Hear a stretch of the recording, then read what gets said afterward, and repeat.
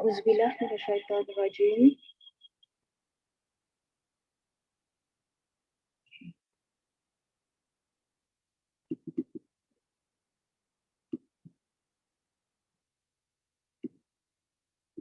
A'udzubillah minasyaitonir rajim. Bismillahirrahmanirrahim. Alhamdulillahirabbil alamin wassalatu wassalamu ala asyrafil anbiya'i wa mursalin sayyidina Muhammadin wa ala alihi wa sahbihi ajmain. Allahumma aftah alaina hikmataka wanshur alaina min khazaini rahmatika ya arhamar rahimin. Allahumma inna ala zikrika wa syukrika wa husni ibadatik. Allahumma faqihna fid dini wa alim ta'win. Allahumma faqihna fid dini wa alim ta'win. Rabbi shrah li sadri wa yassir li amri wahlul 'uqdatam min lisani yafqahu qawli. Amma ba'd. Assalamualaikum warahmatullahi wabarakatuh.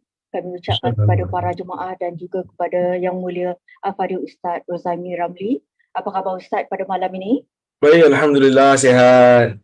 Ya, Ustaz sudah bersedia malam ni Ustaz? InsyaAllah, insyaAllah. Ya, silakan Doktor. Assalamualaikum warahmatullahi wabarakatuh. Alhamdulillah, nahmaduhu wa nasta'inuhu wa nastaghfiruh. Wa na'udzu billahi min shururi anfusina wa min sayyiati a'malina. Man yahdihillahu fala mudilla lahu wa man yudlil fala hadiya lahu. Ashhadu an la ilaha illallah wahdahu la sharika lahu wa ashhadu anna Muhammadan 'abduhu wa rasuluh. Allahumma salli wa sallim ala Muhammad wa ala alihi wa sahbihi ajma'in.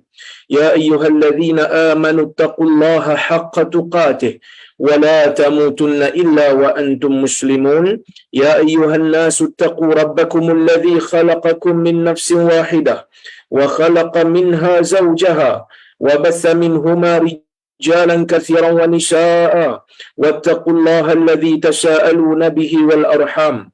Innallaha kana 'alaikum raqiba. Ya ayyuhalladzina amanu taqullaha wa qulu qawlan sadida yuslih lakum a'malakum wa yaghfir lakum dhunubakum wa man yuti'illaha wa rasulahu faqad faza fawzan 'azima. Fa inna asdaqal hadithi kitabullah wa khairal hadyi hadyu Muhammad wa syarral umuri muhdatsatuha wa kullu muhdatsatin bid'ah wa kullu bid'atin dhalalah. Amma ba'd. Muslimin dan muslimat yang dirahmati oleh Allah Subhanahu wa taala sekalian. Alhamdulillah, pada malam ini kita dapat bersama-sama untuk kita berhimpun dalam talian ini untuk kita sambung balik kuliah kita membaca kitab Umdatul Ahkam yang ditulis oleh Al-Imam Abdul Ghani Al-Maqdisi. Dan insya-Allah hari ini kita nak masuk bab yang baru, iaitu babul azan.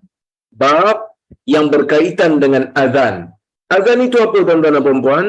Azan itu dari sudut bahasa ialah memberitahu. Ya, azan itu maksud dari segi bahasa. Bila orang sebut azan, maksudnya memberitahu. Sebab itu dalam surah Taubah Allah Subhanahu wa taala ada menyebutkan wa azanun minallahi wa rasulih. Ketika mana Allah memberitahu kepada Nabi sallallahu alaihi wasallam, menurunkan kepada Nabi sallallahu alaihi wasallam tentang surah Taubah, Allah Subhanahu wa taala menjelaskan bahawasanya keterangan-keterangan yang berada dalam surah At-Taubah itu merupakan azanun minallahi wa rasulih, merupakan pemberitahuan daripada Allah dan juga daripada Rasul kepada orang-orang yang beriman, yang mana mereka patut mengamalkan apa yang ada di dalam Al-Quran tersebut. Ya, begitu juga bila disebut tentang azan, dari segi syarak ataupun dari segi istilah, ia tidak lari jauh daripada makna bahasa. Kalau makna bahasa tadi azan maksudnya memberitahu, bila syariat Islam mengambil perkataan azan, meletakkannya pada satu benda yang spesifik, maka perkara itu terfaham bang lah. Orang utara kita panggil bang, kan? Maksudnya suara yang kita dengar di masjid menunjukkan waktu salat. Sebab itu para ulama apabila mereka mendefinisikan azan, mereka kata apa? Al-i'lam bi waqti salatil mafruḍah bi alfazin ma'lumah ma'thurah ala sifatin makhsusah. Bila kita sebut tentang azan dari sudut istilah syar'i, yang orang kita panggil bang tu maksudnya apa? bang tu ataupun azan yang kita dengar tiap-tiap hari waktu solat itu ialah pemberitahuan tentang masuknya waktu solat fardu. Bila kita kata azan tu apa dia? Azan tu muazzin nak bagi tahu tentang masuknya solat fardu. Masuknya waktu solat fardu. Bi alfazin ma'lumah, dengan lafaz-lafaz yang telah pun diketahui di dalam hadis. Kalau setakat bagi tahu pada orang, contohlah kita tengok anak kita duk orang kata apa, dah tengok TV. Anak kita duk tengok TV, kita kata waktu dah masuk, pergi solat. Itu pun pemberitahuan juga. Itu pun bagi tahu juga. Tapi bagi tahu tu tak dinamakan sebagai azan. Kenapa tak dipanggil azan? Kerana lafaz azan itu telah pun ditentukan di dalam hadis Nabi sallallahu alaihi wasallam. Jadi sebab itu pemberitahuan tu satu hal, beritahunya ada banyak. Ada beritahu tentang berita antarabangsa, beritahu tentang berita peribadi, banyak. Tapi beritahu yang dimaksudkan dengan azan ialah beritahu tentang waktu solat fardu. Dan beritahu waktu solat fardu ni boleh jadi macam-macam. Ada kita bagi tahu anak kita waktu dah masuk, tapi kita menggunakan lafaz kita sendiri, yang tu tak dipanggil azan. Yang dipanggil azan ialah bi alfazun ma'lumah ma'surah. Yang dipanggil sebagai azan itu ialah dia menggunakan lafaz yang telah dikenali, lafaz yang telah diketahui, ma'surah, yang datang di dalam hadis, yang diwarisi daripada Nabi sallallahu alaihi wasallam ala sifatin makhsusah, yang mana lafaz tersebut diucapkan dengan sifat yang khusus. Ada lafaz yang tertentu dan sifat lafaz tersebut juga ditentukan di dalam hadis Nabi sallallahu alaihi wasallam. Jadi bila kita sebut azan, masa azan ni termasuk iqamah sekalilah. Ya, yang mana kalau kita tengok di dalam Al-Quran, Allah Subhanahu wa taala menyebutkan tentang azan. Allah menyebutkan tentang azan, Allah Taala mengatakan di dalam Al-Quran, ya ayyuhallazina amanu idza nudiya lis-salati min yaumil jumu'ah fas'au ila dzikrillah wa dzikru bayan. Wahai orang-orang yang beriman, apabila telah diserukan untuk dilaksanakan salat pada hari Jumaat, fas'au ila dzikrillah, maka bersegeralah kamu. Bersegeralah kamu untuk melakukan salat Jumaat, wa dzarul bai', dan tinggalkan jual. Jadi azan ini lafaznya ada di dalam, ataupun kita kata pensyariatannya diisyaratkan di dalam Al-Quran. Begitu juga dalam sunnah, insya-Allah kita nak tengok beberapa hadis yang ada dalam kitab Umdatul Ahkam ini untuk hukum-hukum yang berkaitan dengan azan. Okey. Al-Imam Abdul Ghani Al-Maqdisi membawakan hadis yang pertama dalam bab ini. Kata dia, an Anas ibn Malik radhiyallahu anhu qala umira Bilal ay yashfa' al-adhan wa yutir al-iqamah. Daripada Anas bin Malik radhiyallahu anhu, dia mengatakan Bilal disuruh, Bilal diperintahkan untuk menggenapkan azan dan menunggalkan iqamah. Bukan meninggalkan, menunggalkan. Maksudnya menjadikan iqamah itu tunggal. Kalau azan tu ulang 2 kali, iqamah sekali saja. Hadis ini merupakan hadis riwayat Muslim. Baik, tuan-tuan dan puan-puan rahmati oleh Allah Subhanahu wa taala sekalian. Bila disebut umira Bilal, kita baca dengan umira, bukan amara. Umira Bilal maksudnya Bilal disuruh. Siapa yang suruh? Bila disebutkan oleh sahabat, mereka disuruh, yakni golongan sahabat disuruh, maka para ulama, majoriti ulama mengatakan bahawasanya yang menyuruh para sahabat itu ialah Nabi sallallahu alaihi wasallam. Maksudnya hadis ni walaupun tak disebut Nabi yang suruh, tapi kita faham Nabi lah yang suruh sebenarnya. Sebab apa?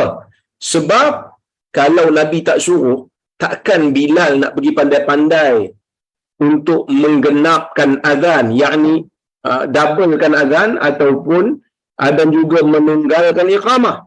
Para sahabat ni tuan-tuan, mereka dalam bab ibadah yang akal tak boleh fikir, logikanya, yang akal tak boleh fikir, ya, kesinambungan ataupun kita kata kewajarannya, mereka tak akan ceroboh.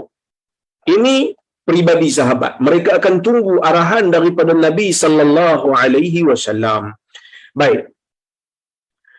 Kita akan ambil beberapa faedah daripada hadis ini. Yang pertama, hukum azan tu sendiri, tuan-tuan. Bila kita sebut tentang azan, ya, azan disebutkan isyaratnya di dalam Al-Quran. Allah Ta'ala kata, pada hari Jumaat untuk solat Jumaat ada azan. Ada azan. Tapi dalam hadis Nabi sallallahu alaihi wasallam suruh Bilal azan. Dalam hadis yang lain Ibnu Ummi Maktum juga azan. Tetapi kita kena tanya juga tentang hukumnya. Masyru'iyatul azan, sejauh mana hukum azan ni? Walaupun benda tu masyru', benda tu disyariatkan, tapi ada benda yang disyariatkan sebagai harus, ada benda yang disyariatkan sebagai sunat, ada benda yang disyariatkan sebagai wajib. Mana satu azan ni duduk? Dia duduk kat tempat harus ke? Dia duduk kat tempat sunat ke? Dia duduk kat tempat wajib? Ulama berbeza pendapat dalam isu ni. Pandangan yang pertama ialah pandangan seorang ulama yang bernama Atha. Pandangan ini juga dikongsi oleh pandangan seorang ulama yang bernama Al-Auza'i. Pandangan ini juga merupakan pandangan Hambali dan juga pendapat Maliki dan juga Asy-Syafi'i. Pendapat Al-Imam Syafi'i, mereka mengatakan bahawasanya azan merupakan fardu kifayah. Melaungkan azan di satu kawasan adalah fardu kifayah. Maksudnya, ia wajib. Cuma kewajipan itu tak semua orang kena buat. Sebahagian buat dalam satu tempat, maka kewajipan itu terangkat daripada orang yang berada di tempat tersebut. Ini kita sebut fardu kifayah. Bila sebahagian buat, orang lain tak payah. Itu fardu kifayah. Ini pendapat fardu kifayah. Pandangan yang kedua ialah pandangan sebahagian ulama mazhab Maliki, ya, dan juga sebahagian ulama mazhab Syafi'i, dan pendapat ini juga merupakan pandangan Ishaq bin Rahuya, guru kepada Al-Imam Al-Bukhari, yang mengatakan bahawasanya azan ini sunat muakkad. Dia tak sampai kepada tahap fardu kifayah. Ya, tetapi ya, pandangan yang tepat dalam isu ni ialah ia adalah fardu kifayah. Kenapa? Kerana ialah syiar. Kerana ia adalah syiar bagi orang Islam. Yang mana di dalam hadis Nabi sallallahu alaihi wasallam pernah menunjukkan bahawasanya azan ini mesti dilakukan di satu-satu tempat. Paling tidak kena ada. Seperti mana Nabi sallallahu alaihi wasallam menyebutkan dalam sebuah hadis riwayat Malik ibn al-Huwairith, seorang sahabat Nabi SAW. Malik bin Huwairith radhiyallahu anhu, dia meriwayatkan sebuah hadis. Dia kata qala Rasulullah sallallahu alaihi wasallam, fa idza hadaratis salah falyu'adhdhin lakum ahadukum wal ya'ummakum akbarukum. Hadis riwayat Bukhari dan Muslim. Malik bin Huwairith dia kata Nabi sallallahu alaihi wasallam pernah berpesan kepada mereka, yakni kepada dia dan kaumnya, yang mana Nabi kata bila kamu balik nanti ni, bila waktu salat itu telah datang, fa idza hadaratis salah, apabila salat itu telah datang, falyu'adhdhin lakum ahadukum. Falyu'adhdhin, Nabi menggunakan fi'il mudhari' yang disambung dengan lam, yang kita faham ia merupakan satu perintah.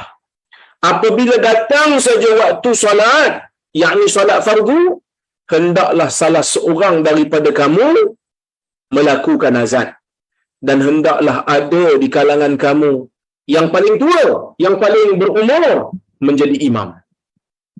Maka salat berjamaah itu fardu kifayah dalam sesebuah tempat, azan juga merupakan fardu kifayah.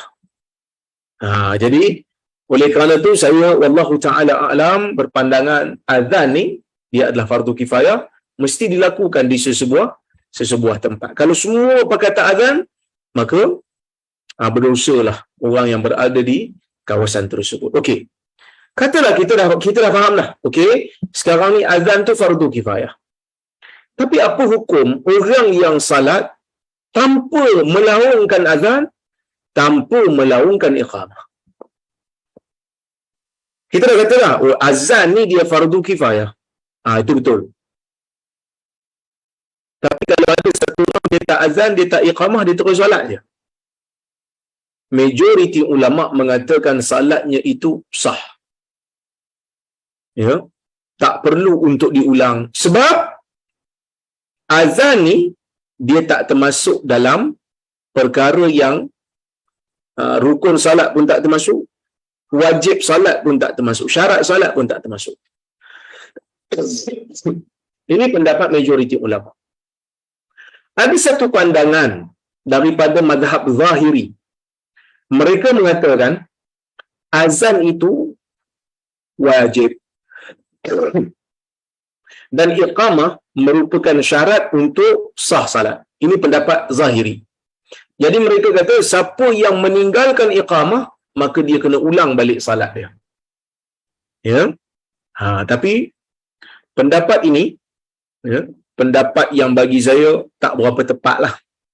Kenapa tak berapa tepat? Kerana tidak ada dalil yang jelas yang mengatakan iqamah itu termasuk dalam syarat sah salat, tak ada. Yang ada Nabi sallallahu alaihi wasallam bila nak salat memang ada orang yang akan iqamahkan untuk Nabi. Tetapi itu saja tidak cukup untuk mengatakan salat tak sah kalau tanpa iqamah. Sebab itu Ibnu Qudamah kata apa? Ibnu Qudamah kata wa in salla musallin bi ghairi adhan wala iqamah fas-salatu sahihah 'ala al-qaulain. Sesiapa yang bersalat apabila dia salat tanpa azan dan tanpa iqamah, salatnya sah. Mengikut dua pandangan. Pandangan yang kata fardu kifayah pun kata sah, pandangan yang kata sunat muakkad pun kata sah. Cuma pelik sikit, Zahiri kata kalau tak iqamah maka tidak sah salat, kena ulang. Kenapa pandangan ni yang saya kata tepat? Kerana Ibnu Qudamah sendiri sebut dia ada satu riwayat, ya, daripada Al-Qamah dan juga Al-Aswad. Dua orang ni dia tabi'i, iaitu anak murid sahabat yang bernama Abdullah bin Mas'ud. Dia kata apa? Dia kata dakhalna ala Abdullah fasalla bina bila adhan wala iqamah. Kami masuk berjumpa dengan Abdullah, yakni Abdullah bin Mas'ud. Fasalla bina. Kemudian Abdullah bin Mas'ud menjadi imam kepada kami bila adhan wala iqamah. Dia tak suruh pun kami buat azan dan dia tak suruh pun kami iqamah. Ni sahabat Nabi ni yang kuat ikut sunnah Nabi. Selain daripada Anas bin Malik, selain daripada Ibnu Umar, Abdullah bin Mas'ud juga merupakan sahabat yang rapat dengan Nabi SAW. Sehingga Abu Musa kata, waktu aku mula-mula sampai dekat Madinah dulu, aku menyangka Abdullah bin Mas'ud dan ibunya itu salah seorang ataupun sebahagian daripada keluarga Nabi. Sebab likathrati dukhulihi wa dukhuli ummihi alaih. Kerana Abdullah bin Mas'ud dan ibunya banyak sangat masuk rumah Nabi, nampak macam keluarga. Jadi Abdullah bin Mas'ud mestilah tahu. Kalaulah kata azan itu wajib, maksudnya mengganggu, azan boleh mengganggu kesahihan salat kalau ditinggalkan, iqamah juga boleh mengganggu kesahihan salat kalau ditinggalkan, dah tentu Abdullah bin Mas'ud tak tinggallah, dia akan buat. Tapi bila dia tak buat, menunjukkan di sana ada keluasan. Ya, inilah pendapat yang tepat, ya. Yang mana riwayat yang saya bacakan tadi itu Ibnul Munzir menyebutkan dalam kitab dia Al-Awsat, yang mana zahir sanad ni nampaknya sahih lah. Okey. Kalaulah kata kita sebut tadi azan merupakan fardu kifayah. Azan ni dia fardu kifayah. Okey. Katalah satu negara satu negeri, satu kampung tinggal azan, tak lakukan azan, adakah mereka ini diperangi oleh pemerintah? Ya? Ada tak pemerintah perlu paksa mereka untuk azan? Kalau mereka tetap meninggalkan, boleh tak kita pemerintah ambil tindakan pada mereka, tangkap mereka ke, denda mereka ke? Jawapannya boleh. Al-Imam Al-Khattabi mengatakan, Al-Imam Al-Khattabi seorang ulama hadis, dia kata apa? Annal adhan syi'arul Islam wa annahu la yajuzu tarkuh walau anna ahla baladin ijtama'u ala tarkih kana lis-sultani qitaluhum alaihi. Dia kata azan ni merupakan syiar bagi Islam dan tidak boleh untuk ditinggalkan. Ini menunjukkan fardu kifayah tu. Dan jika ahli sesebuah negeri, balad, bandar, ijtama'u ala tarkih, berkumpul untuk meninggalkan azan, pakat-pakat semua tak nak azan, kana li sultan, maka sultan, pemerintah boleh memerangi mereka disebabkan mereka meninggalkan meninggalkan azan tersebut, kerana ia adalah syiar. Okey, katalah seorang lelaki dia berada di sebuah kampung, duduk dalam sebuah kampung yang bila masuk waktu azan, dia azan, tapi dia solat kat rumah. Azan kat masjid, tapi dia solat kat rumah. Bila dia nak solat di rumah, katalah dia ni uzur ke sakit ke apa, bila dia nak solat, adakah dia digalakkan untuk azan sekali lagi dan iqamah ataupun tidak? Ulama berbeza pendapat dalam masalah ni. Pendapat yang pertama, mereka mengatakan, ini pendapat majoriti ulama, mereka kata dia digalakkan untuk azan dan iqamah sekali. Tapi kalau dia tak nak azan dan tak nak iqamah pun tak ada masalah, tidak mengganggu. Ya? Tak mengganggulah. Okey? Baik. Dalilnya yang saya bacakan tadilah. Ya? Dalilnya yang saya bacakan tadi. Okey.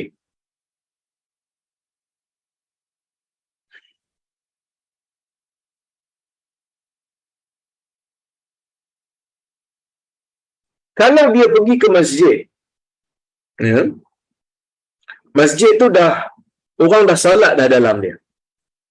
Masjid tu orang dah salat dah dalam dia. Tapi dia nak salat, dia lambat, dia masuk dalam masjid, dia nak azan dan iqamah. Boleh ke tak boleh?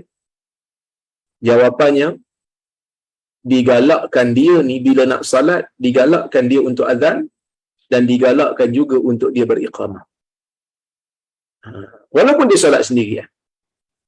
Ini adalah pendapat Imam Ahmad dan juga dinukilkan daripada Imam Syafi'i. Okey, dalam isu ni, kenapa ulama menggalakkan? Kerana yang pertama, dalil yang menyuruh azan, dalil yang fadilah azan ni umum. Sehingga kan ada seorang tabi'i, nama dia Qatadah, dia kata, la ya'tika min syahadati an la ilaha illallah wa anna Muhammad Rasulullah illa khaira. Dia kata, tak akan datang kepada kamu daripada syahadah la ilaha illallah ni melainkan kebaikan. Sebab ia adalah ucapan tauhid. Okey, ada yang kata tak payah azan lah, sebab masjid tu makmum dah habis solat dah, kamu datang lewat, kamu tak payah azan, just iqamah sahaja. Ini pendapat Malik dan juga Al-Auza'i. Pandangan yang ketiga, ini pandangan Abu Hanifah, dia mengatakan tak perlu azan dan tak perlu iqamah, sebab masjid dah azan dan masjid dah iqamah. Tapi pendapat yang tepat, wallahu ta'ala a'lamu bisawab, ialah pandangan yang pertama tadi, iaitu digalakkan dia untuk azan dan digalakkan dia untuk iqamah. Kalau di iqamah saja pun okey, kalau dia tak nak azan lah. Ya? Baik.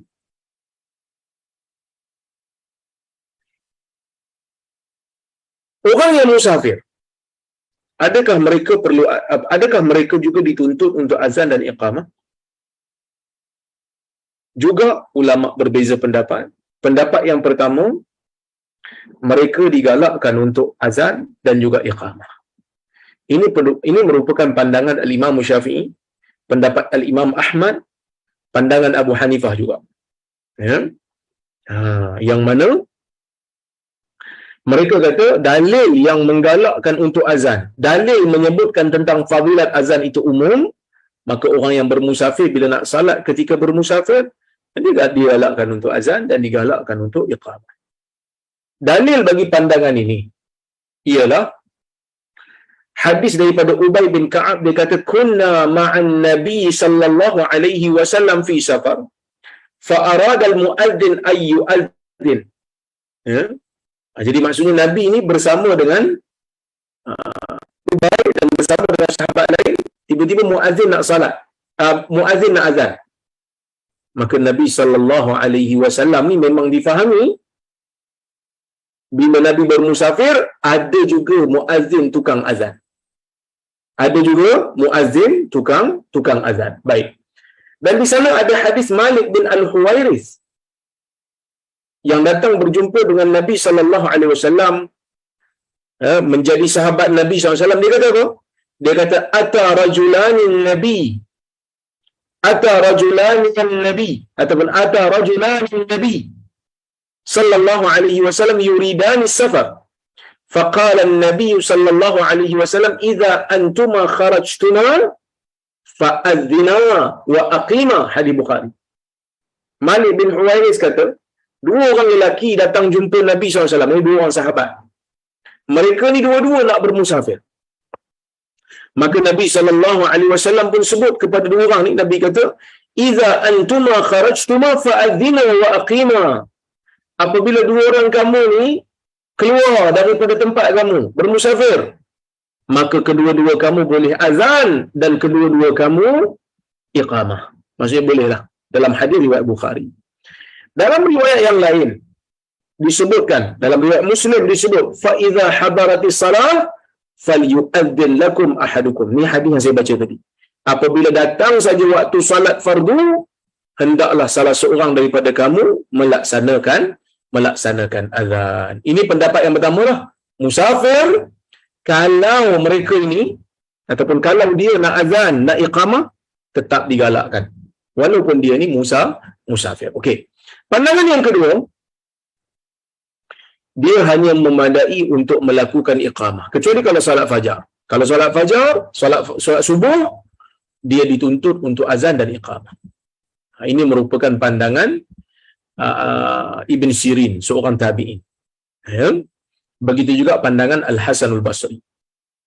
Pandangan ni orang kata apa, kurang popular sikit lah. Okey, pandangan yang ketiga, dia diberi pilihan. Jika dia nak, dia boleh azan dan iqamah. Jika nak, dia iqamah saja sudah memadai. Ini pandangan Sufyan As-Sauri. Okey, baik. Pandangan yang tepat ialah sebenarnya musafir, kalau tempat itu tidak ada orang yang azan, maka menjadi fardu kifayah untuk dia azan. Kerana apa?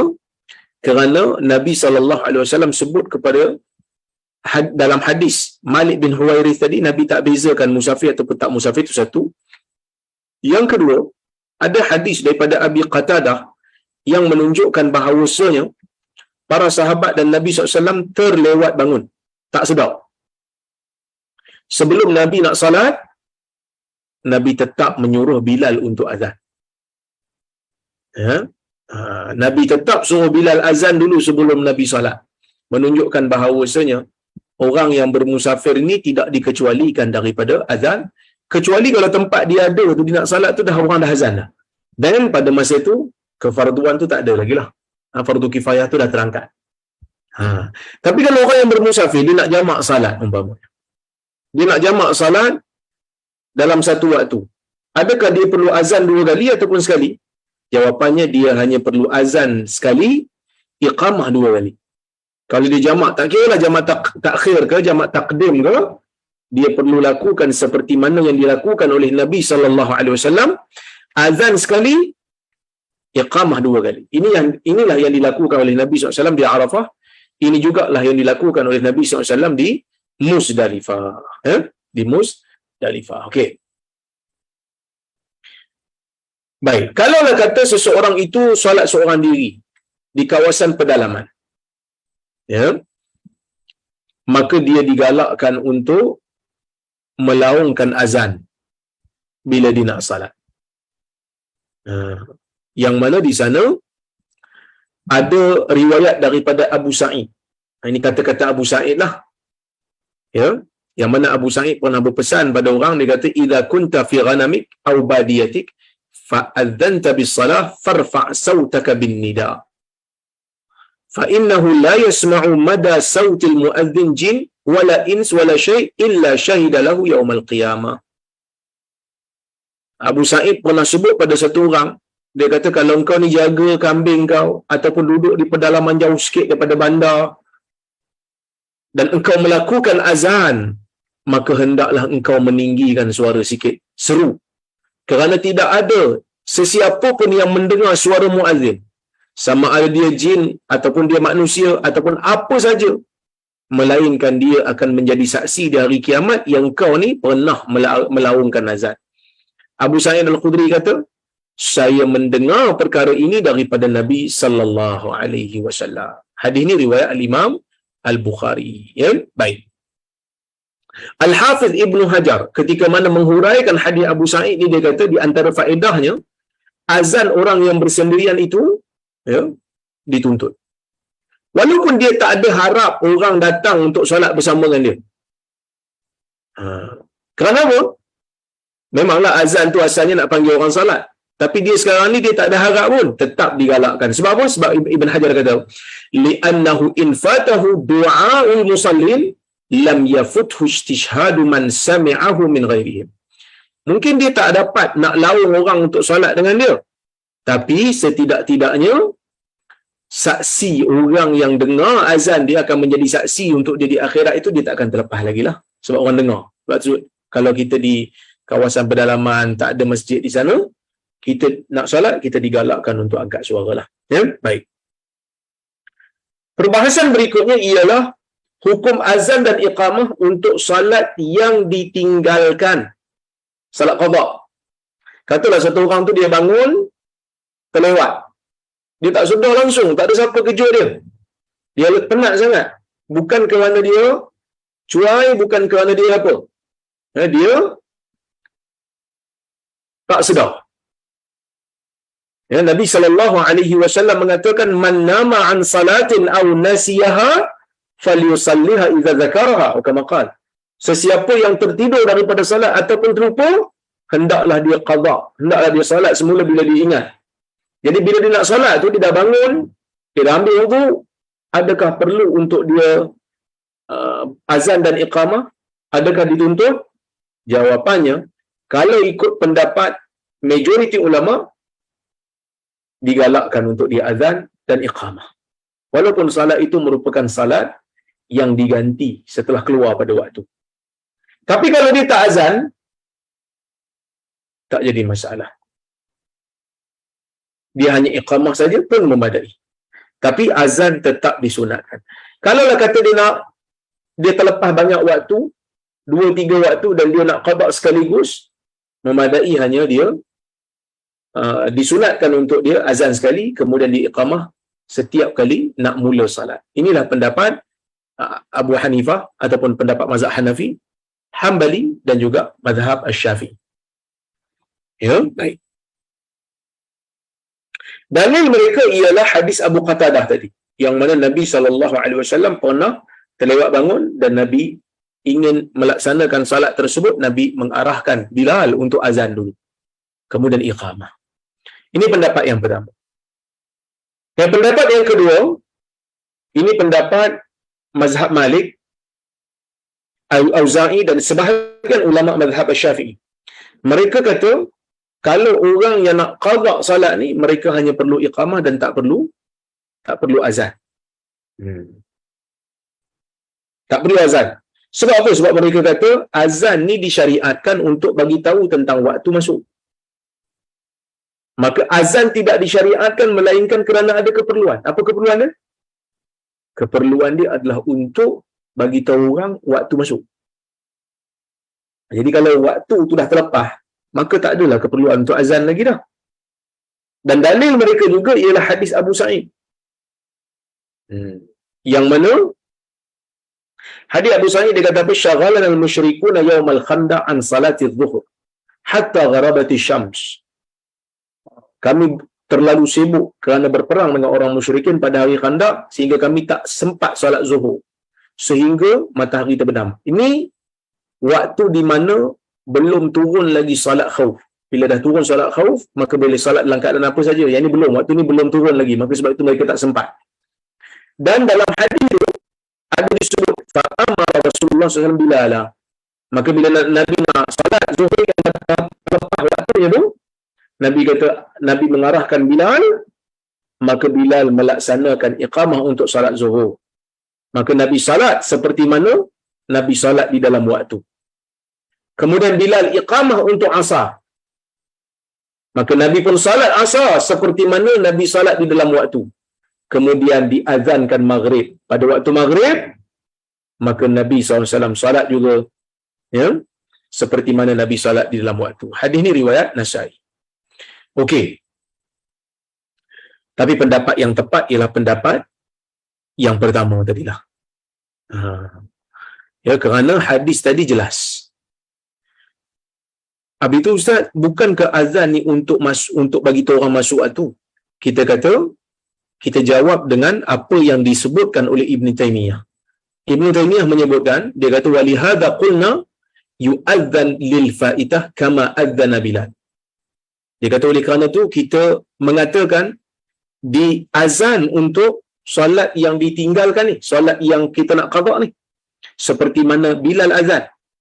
Lima namu an salatil fajar, apabila mereka terlelap dalam salat fajar, terlelap sebelum daripada salat fajar sehingga tak sedar, li'annahu waqtuha, kerana orang yang tertidur bila dia tak sedar, dia bangkit waktu dah habis, sedangkan dia belum solat subuh, dia bangkit, itulah salat, itulah waktu solat subuh dia. Li'annahu waqtuha. Wal adzan lil waqti alladhi tuf'alu fihi. Maksudnya azan nak bagi tahu itu waktu untuk orang yang tak solat lagi, yang tak sedar tadi. Baik. Soalan berikutnya, orang perempuan ada azan dan iqamah tak? Orang perempuan. Pertama, kita kena tahu hakikat azan ni memang wajib atas lelaki. Kalau kita kata fardu kifayah, maka ia fardu kifayah ke atas lelaki. Dia tak jadi fardu kifayah di atas perempuan. Maksud kalau satu kampung tu semua perempuan Melaka, semua tak azan, semua tak iqamah, tak berdosa. Sebab fardu kifayah tu terletak di atas lelaki. Tapi walaupun ia bukan fardu kifayah, adakah perempuan disunatkan untuk azan dan iqamah? Okey. Pendapat majoriti ulama, tidak digalakkan perempuan melaksanakan azan dan iqamah. Sebab apa? Sebab tidak ada dalil yang menunjukkan perkara demikian. Dan ada dalil kalau datang pun, ia adalah dalil yang tidak sahih. Dalil yang tidak sahih. Pendapat yang kedua, sebagian ulama mazhab Syafi'i kata, perempuan dia tak dituntut untuk azan. Perempuan tak sunat untuk azan, tapi kalau iqamah okey. Iqamah okey. Kerana mereka menggunakan dalil daripada jawapan Jabir apabila ditanya tentang iqamah boleh tak untuk perempuan, Jabir kata ya. Tetapi hadis ni datang daripada Hajjaj bin Artah, yang mana dia merupakan perawi yang mudallis. Mudallis ni apa dia tuan-tuan? Mudallis ni orang yang bila dia riwayat daripada seorang guru, dia sembunyikan, dia suka sembunyikan guru tersebut. Dia suka sembunyikan nama guru tersebut, dan dia skip guru tu, pergi kepada guru. Perbuatan ni dipanggil tadlis. Orang yang buat macam ni, riwayatnya tak ditolak secara mutlak. Tapi kalau dia riwayat gunaan daripada para ulama akan KIV. Sebab takut ada guru yang disembunyikan. Kita kena cari jalur lain. Jalur hadis yang sama dalam kitab lain, yang dia menyatakan dia dengar secara langsung. Yang dia kata saya dengar, ataupun dia bagi tahu saya. Baru kita akan jelas, clear yang dia dengar betul. Selagi mana dia gunaan daripada, kita sangsi. Sebab daripada ni boleh jadi dengar betul, langsung ataupun boleh jadi dengar dengan perantara. Jadi sebab itu bila dia riwayat menggunakan an, yakni an, lafaz an, maka kita KIV. Jadi riwayat ni dia riwayat dia guna an, maka kita KIV. Tidak sahih. Baik. Di sana ada juga riwayat ada juga pandangan yang kata orang perempuan ni digalakkan untuk azan dan iqamah. Ini pendapat Ishaq bin Rahuyah dan satu pandangan dalam mazhab Syafi'i. Yang mana ada riwayat daripada Aisyah, yang mana Aisyah dikatakan pernah azan dan pernah iqamah. Tapi riwayat ni adalah riwayat yang lemah, maka tidak sahih. Sebab itu saya kata tadi, kalau ada riwayat pun riwayat yang tak sahih. Sebab apa lemah? Sebab riwayat yang kata Aisyah pernah azan dan pernah Laith bin Abi Sulaim. Datang daripada jalur Laith bin Abi Sulaim, yang mana Laith bin Abi Sulaim merupakan perawi yang lemah. Ya, baik.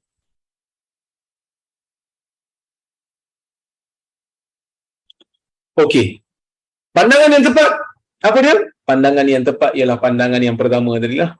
Orang perempuan tidak disunatkan untuk azan dan iqamah. Sebab apa? Sebab perempuan ni tak digalakkan untuk meninggikan suara. Tak digalakkan untuk meninggikan suara. Jadi sebab tu kita kata azan ni untuk lelaki sajalah. Okey. Bilangan kalimah dalam azan. Berapa banyak kalimah dalam azan? Di sana ada beberapa riwayat. Riwayat oleh Abdullah bin Zaid kata bilangan kalimah dalam azan ni ada 15. 15 kalimah. Apa dia? Allahu Akbar, Allahu Akbar, Allahu Akbar, Allahu Akbar. Nampak dah? Asyhadu an la ilaha illallah, asyhadu an la ilaha illallah, asyhadu anna Muhammadar Rasulullah, asyhadu anna Muhammadar Rasulullah. Hayya 'alas salah, hayya 'alas salah, hayya 'alal falah, hayya 'alal falah.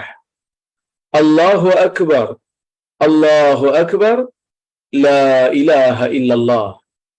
Ada 15. Ini riwayat Abdullah bin Zaid. Hadis ini riwayatnya sahih. Riwayatnya sahih. 15 perkataan. 15 kalimah. Ya, ini merupakan azan yang dipilih oleh Abu Hanifah dan Sufyan Ats-Tsauri dan juga Imam Ahmad. Manakala ada satu lagi riwayat, iaitu riwayat yang kedua, riwayat Abu Mahdhurah. Riwayat Abu Mahdhurah yang dia riwayatkan ialah 19 kalimah. 19 kalimah. Mana tambah lagi 4 Ustaz? Tadi 15. 4 lagi ialah tarjih. Apa itu tarjih? Dekat asyhadu an la ilaha illallah, asyhadu an la ilaha illallah, asyhadu anna Muhammadar Rasulullah, asyhadu anna Muhammadar Rasulullah. Dia sebut slow dulu 4 kali. 4 benda tu, 4 kalimah tu disebut slow, kemudian baru disebut yang kuat. Maka 15 tadi tambah 4 yang tarjih tadi menjadi 19. Ya, menjadi 19. Okey. Itu riwayat Abu Mahdhurah. Ada juga riwayat yang mengatakan ia 17 kalimah. 17 pula. Mula-mula kata 19. Yang 17 tu, ya, dia tambah tarjih, tapi dia buang 2 takbir yang asal 4 takbir di awal. Allahu Akbar, Allahu Akbar, Allahu Akbar, Allahu Akbar, kan? Dibuang 2. So tinggal tu 17. Tinggal 17. Yang mana riwayat ini pun riwayat yang diterima lah. Diterima. Okey? Baik.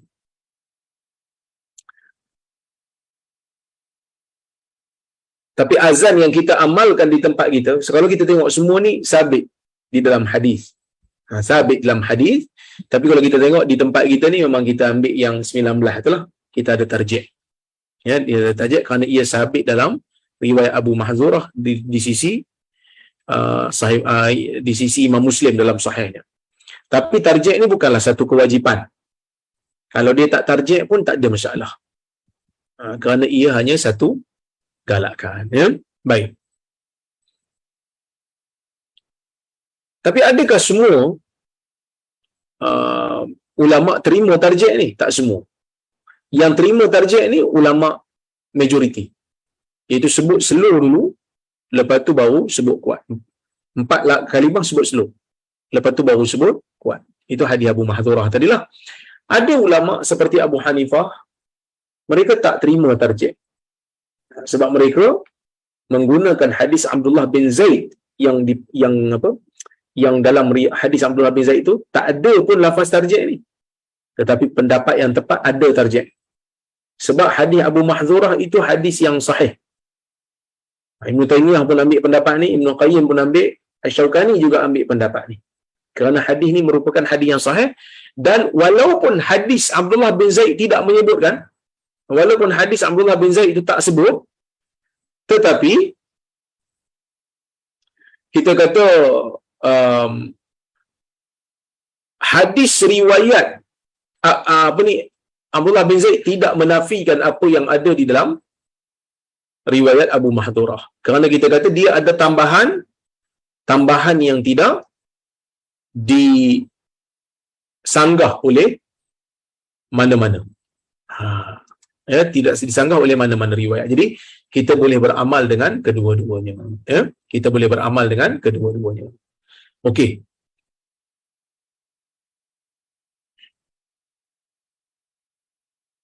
Ada juga yang kata oleh kerana hadis Abu Mahdzurah ni dia Nabi sebut pada tahun ke-8 Hijrah, selepas daripada peperangan Hunain, manakala hadis Abdullah bin Zaid awal lagi. Oleh kerana tu hadis Abu Mahdzurah ini hadis yang lewat, maka dah tentulah ia merupakan penambah bagi hadis Abdullah bin Zaid. Tapi kena ingatlah, kalau tak tarjih tidak membatalkan azan, ya, tidak membatalkan azan. Jadi mana satu nak pakai? Kan? Mana satu nak pakai? Nak pakai yang ada tarjih ke? Nak pakai yang tak ada tarjih? Kita kata dalam masalah ni Syekh Ibn Utsaimin pun sebut benda yang sama. Ada azan yang 19, ada azan yang 15, ada azan yang 17, dan semua riwayat-riwayat ini sahih. Dia macam orang kata apa, lafaz-lafaz tasyahud yang pelbagai.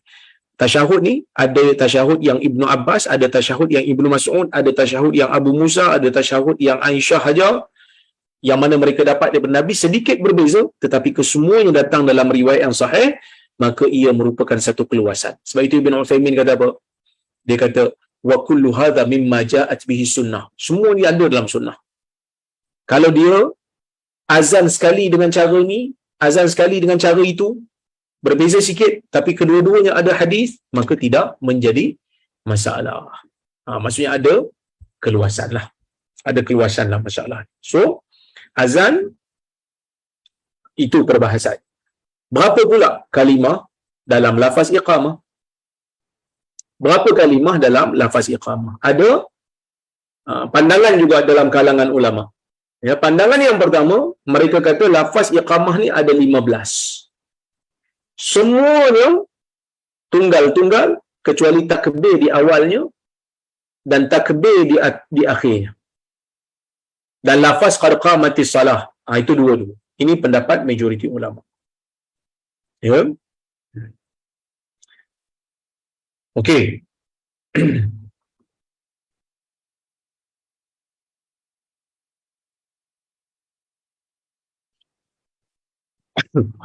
Kalau kita tengok iqamah, Allahu akbar, Allahu akbar, Allahu akbar, asyhadu an la ilaha illallah, asyhadu anna Muhammadar Rasulullah, hayya 'alas salah, hayya 'alal falah, qad qamatis salah, qad qamatis salah, Allahu akbar, Allahu akbar, la ilaha illallah. Ada 11. 11 kalimah. Semuanya satu-satu kecuali takbir di awal dan di hujung ada 2, dan lafaz qad qamatis salah ada 2. Ini pendapat majoriti ulama. Ya, baik. Okey, di sana ada pandangan yang disandarkan kepada Imam Malik mengatakan 10 kalimat. Iaitu mereka kata dekat qad qamatis salah tu tak diulang 2 kali. Dia hanya sebut sekali je.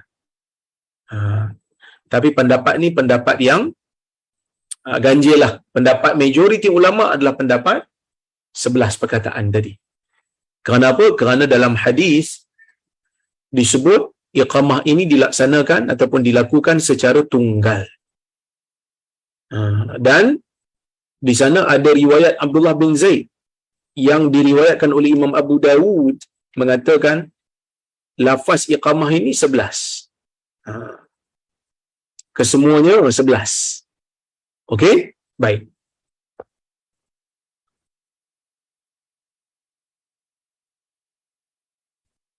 Pandangan yang itu pandangan pertama lah. Pandangan yang kedua, pandangan yang ketiga. Mereka kata lafaz iqamah ini ada 17. Yang mana mereka duakan semua lafaz seperti azan. Dan mereka tambah qad qamatis solat 2 kali. Ini pendapat Hanafi dan Thawri. Ini merupakan pandangan Abu Hanifah dan juga As-Thawri. Okey.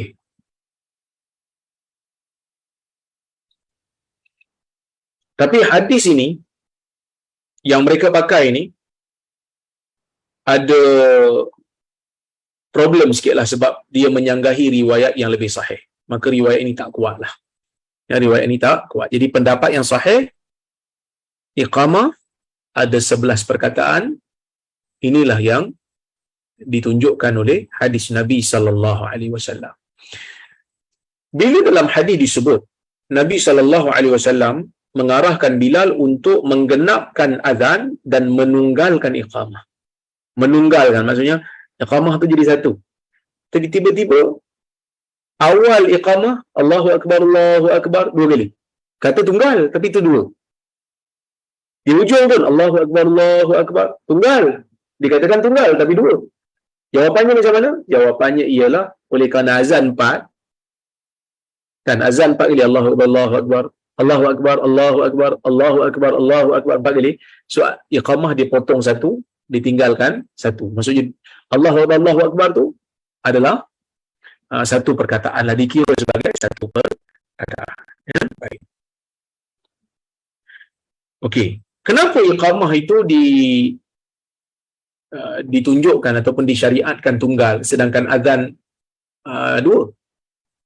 Maksud azan tu diulang. Kerana azan tu nak panggil orang. Iqamah orang dah ada kat dalam. Jadi tak perlu panjang-panjang lah. Okey. Tuan-tuan dan puan dirahmati oleh Allah Subhanahu Wa Taala sekalian, perbahasan berikutnya ialah hukum azan dalam keadaan berdiri. Para ulama menyebutkan bahawasanya sunat bagi azan ini, bagi muazzin kalau dia nak azan disunatkan untuk berdiri. Berdasarkan kepada hadis Nabi SAW diriwayatkan oleh Imam Bukhari dan Muslim, yang mana Nabi SAW mengatakan, Ya Bilal, qum fanadi bis salah. Wahai Bilal, bangkit. Ya, wahai Bilal, bangkit. Seru orang untuk melaksanakan salat. Yang ini pergi azan. Yang Nabi kata, qum, bangkit, berdiri. Dan menjadi satu amalan yang berterusan. Daripada zaman dulu sampailah sekarang, orang yang azan sememangnya berdiri. Kecuali kalau dia sakit lah. Kalau dia sakit, seperti mana di sana ada riwayat daripada Abu Zaid yang merupakan sahabat Nabi SAW, yang mana kaki dia tu luka sebab dia pergi berjihad, dia azan dalam keadaan dia duduk, dan riwayat ni riwayat yang hasan. Maka kalau ada keperluan sakit dan sebagainya boleh duduk, tapi utamanya azan dalam keadaan berdiri lebih baik. Sebab itu Imam Nawawi kata, ya, kalau seseorang itu azan dalam keadaan duduk ataupun mengiring ataupun tidak menghadap kiblat, hukumnya makruh tapi azannya sah. Kerana maksud telah terlaksana, iaitu bagi tahu orang tentang hukum, tentang waktu yang telah masuk. Okey. Adakah disunatkan untuk menghadap kiblat sewaktu azan? Jawapannya ya. Ia adalah sunat tetapi tidaklah menjadi satu kewajipan. Okey. Kalau seseorang itu bermusafir di atas kenderaan, adakah dia disunatkan ataupun dibenarkan untuk azan di atas kenderaan dia? Jawapan dia, dibenarkan. Dibenarkan. Kerana azan tidak wajib untuk berada di atas tanah. Okey? Baik.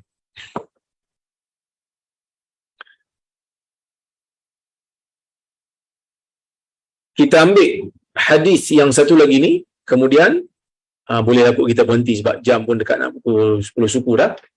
Okey, kita tengok hadis yang berikutnya. An Abi Juhaifah Wahab ibn Abdullah As-Suhai qala ataitu an-nabiy sallallahu alaihi wasallam wa huwa fi qubbatin lahu hamra min adam qala fa kharaja Bilal biwudu fa min nadhihin wa na'ilin فخرج قال فخرج النبي صلى الله عليه وسلم عليه حلة حمراء كأني أنظر إلى بياض ساقيه قال فتوضأ وأذن بلال فجعلت أتتبع فاه ها هنا وها هنا يقول يمينا وشمالا حي على الصلاة حي على الفلاح ثم ركزت له عنزة فتقدم وصلى الظهر ركعتين ثم لم يزل يصلي ركعتين حتى رجع إلى المدينة.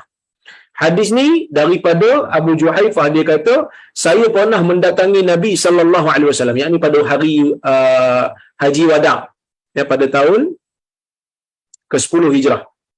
Yang mana dia kata pada waktu tu Nabi sallallahu alaihi wasallam duduk di bawah kemah dia daripada kulit yang telah disamak, maksudnya diletakkan kulit untuk Nabi berteduh di bawah tu.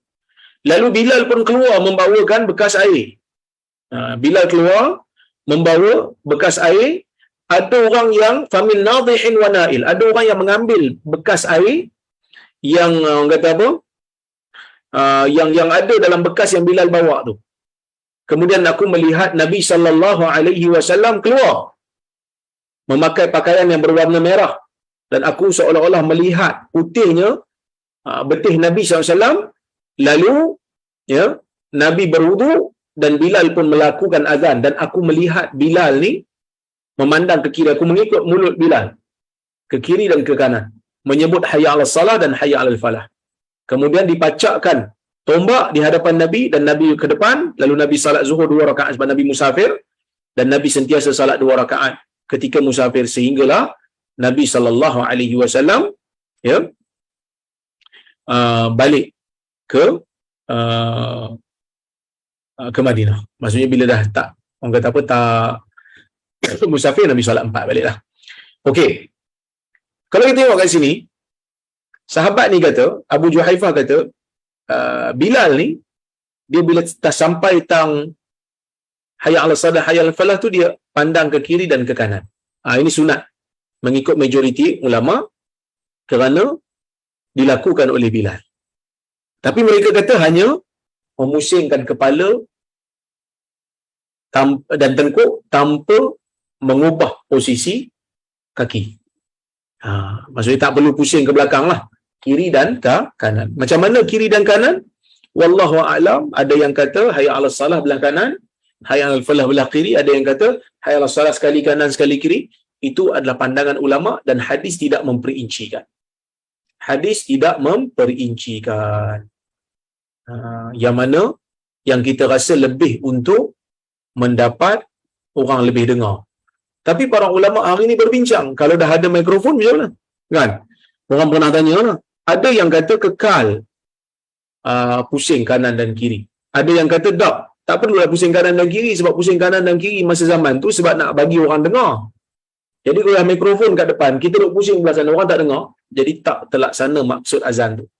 Saya nampak pandangan ni ada hujahnya jugalah. Kalau kita dah mikrofon dekat depan, kita kiri dan kanan sampai orang tak dengar pula suara kita, maka eloklah kita menghadap ke mikrofon. Kecuali kalau kita nak ambil juga sunnah tu, kita pusing sekali mikrofon kiri dan kanan. Itu tak ada masalah lah. Boleh. Ya, baik.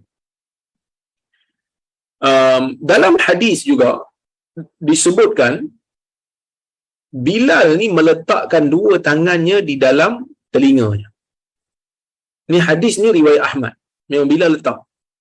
Maka digalakkan ketika azan menurut majoriti ulama untuk meletakkan telinga, untuk meletakkan jari di dalam telinga. Itu kerana perbuatan adalah perbuatan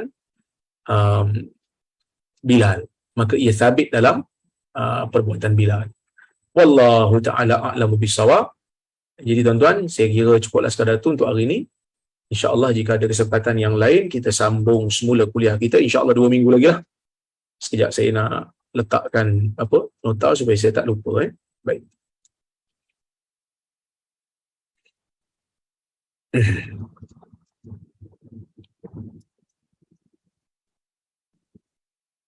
Okey. Jadi saya tengok kalau ada soalan ataupun komentar ataupun kritikan, saya ada.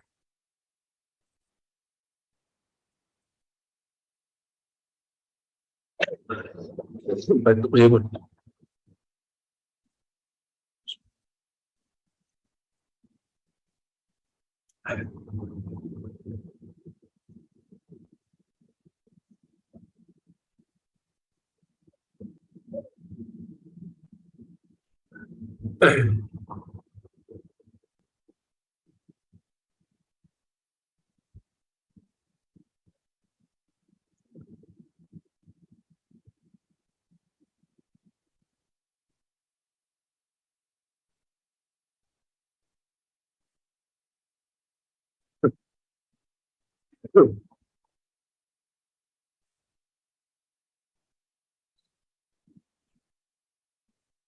Panjang-panjang tak ni soalan-soalan ni. Siap tuan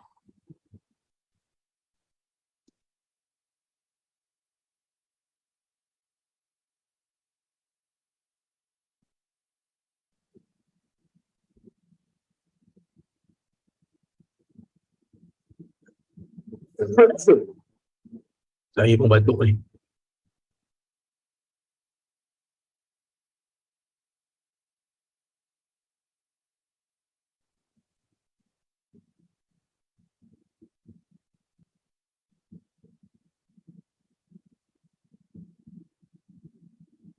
Assalamualaikum Ustaz. Waalaikumsalam. Betulkah air kencing untuk halal diminum? Ni jauh daripada tajuk kita ni. Para ulama berbeza pendapat berkenaan dengan hukum air kencing binatang yang halal dagingnya untuk kita makan. Binatang yang haram dimakan dagingnya, maka tai dan juga air kencingnya haram. Manakala binatang yang dagingnya halal, macam ayam, macam kambing, macam lembu, macam unta, adakah taiknya dan air kencingnya itu najis ataupun tidak? Ulama berbeza pendapat. Pandangan yang pertama ialah pandangan mazhab Asy-Syafi'i dan juga Hanafi. Mereka beranggapan bahawasanya mana-mana haiwan yang dagingnya halal, taiknya, air kencingnya tetap najis. Ya, tetap najis. Okey, kerana mereka menggunakan hadis riwayat Ibnu Mas'ud yang mana Nabi SAW diberikan dengan tai haiwan, Nabi kata hadza riksun, ini adalah jijik, maka mereka kata jijik itu adalah najis. Manakala mazhab Hambali dan juga Maliki, mereka mengatakan bahawasanya air kencing binatang dan tai binatang yang halal dagingnya tidak najis. Mereka menggunakan hadis Uraniyun, hadis yang mana Nabi SAW didatangi oleh kaum Uraniyun. Mereka sakit datang ke Madinah, maka Nabi SAW mengarahkan mereka untuk minum susu unta dicampur dengan air kencing unta. Mereka minum dan mereka sihat. Kemudian mereka melakukan jenayah, dan kisah ini masyhur. Dalil ini telah digunakan oleh mazhab Hambali dan juga Maliki untuk kata benda itu tak najis. Jadi ada dua pendapat lah masalah ni lah. Tapi kalau tak ada keperluan, tak payahlah minum. Tambahan pula sekarang ni ada orang kata apa, coronavirus, MERS-CoV yang melanda Arab Saudi, jadi bahayalah untuk kita minum air kencing unta dan susu unta tanpa dimasak. Ni takut terkena penyakit pula. Baik.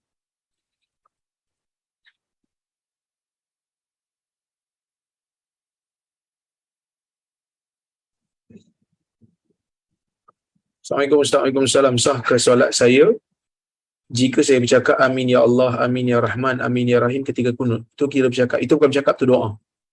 Itu adalah doa.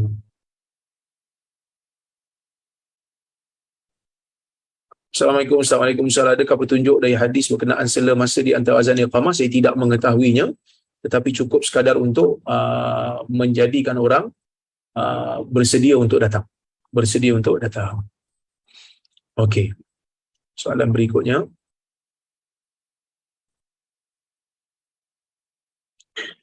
apakah makhluk yang pertama yang Allah Ta'ala cipta? Makhluk pertama yang Allah Ta'ala cipta, ada yang kata Nur Muhammad, tetapi riwayatnya tidak sahih. Sebahagian hadisnya palsu, sebahagian hadisnya terlalu dhaif. Jadi tidak ada asal yang mengatakan Nur Muhammad itu sebagai makhluk yang pertama. Selain daripada itu, ada beberapa riwayat. Ada yang mengatakan air yang Allah Ta'ala cipta dulu. Air yang Allah Ta'ala cipta dulu. Ada yang kata arash, ada yang kata qalam. Ya. Jadi um, dalam isu ni ada 3 lah pendapat. Ada yang kata qalam dulu, ada yang kata air, ya, ada yang kata arash dulu. Jadi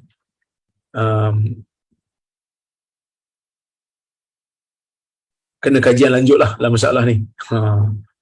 Ada kena kajian lanjut dalam masalah ni. Wallahu ta'ala a'lam bissawab. Tapi bukan Nur Muhammad lah.